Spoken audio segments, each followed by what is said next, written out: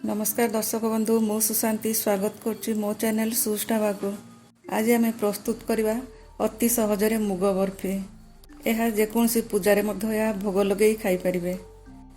यह करवा अति सहज। तेबे चलतु देखने मु कौन सब नहीं से मु मुग गोटे कप नहीं ताकू 2 घंटा हम पानी रे भिजेकी रखी थी। यह भल भाव फुली जाइए। चीनी गोटे कप नहीं। चीनी आपण निज इच्छा कम बेसी करें। गोटे कप नड़िया कोरा नहीं।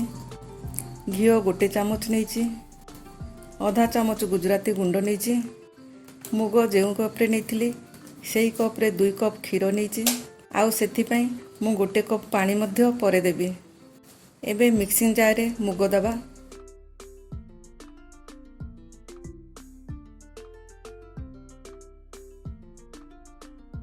से 2 चामच हम पानी दे भल भाव ग्राइंडिंग करदबा।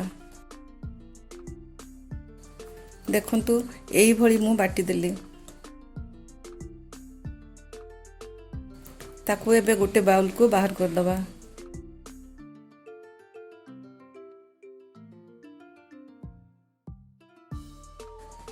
एबे गैस ऑन करी कड़ाई बसई दबा। सेथिरे 2 कप क्षीर दबा।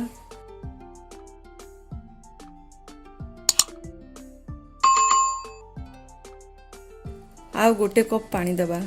क्षीर को फुटवा को दबा। से भितर आमे गोटे जगार घी लगे दबा। मु एही भली एक ट्रे नहीं। आपन थाली मध्य नहीं पारिबे। सबु आड़े घी लगे दे साइड रे रखिदबा। एबे देखंतु क्षीर फुटवा को बसलानी। सेथिरे चीनी गोटे कप पकई दूची।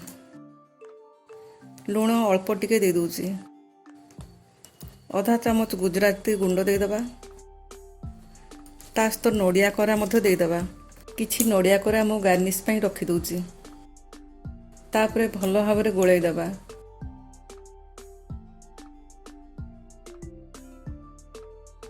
एबे गैस को लो रु मीडियम फ्लेम भितर रखिबे।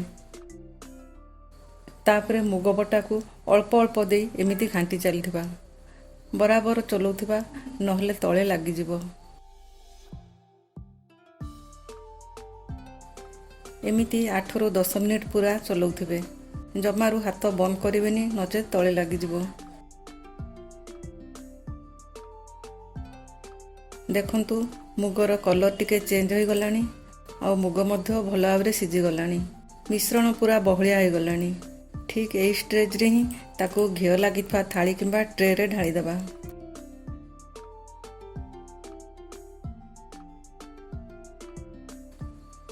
सबु आड़े पातियारे टिके समान करनबा। तापरे नड़िया कोरा दे एमती सबु आड़े टिके पातियारे प्रेस करदबा।